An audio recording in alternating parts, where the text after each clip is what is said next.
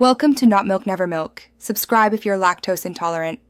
You start by verifying credentials and requesting the security ticket. This proves ownership.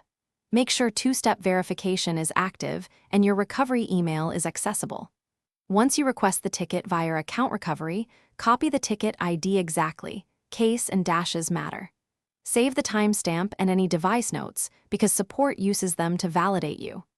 If you're in a hurry, pause and confirm you use the correct account name. Otherwise, you'll waste the ticket on the wrong profile.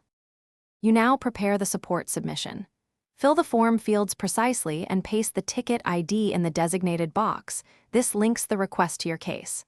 Attach proof of purchase receipts, recent transaction ID, and any screenshots showing the issue because they speed verification.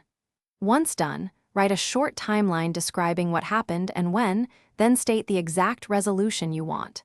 After you send it, monitor the support email and be ready to respond to follow-up verification questions quickly. You finish by responding to support and applying the final steps they request. This is where cases get closed. If they ask for more evidence, provide clear transaction ID or device logs immediately, delays slow resolution. Once resolved, change passwords and revoke unused sessions to secure the account. If the ticket is denied, understand why and then resubmit with corrected proof. Make sure to reference the prior ticket ID. A single troubleshooting tip: preserve every email.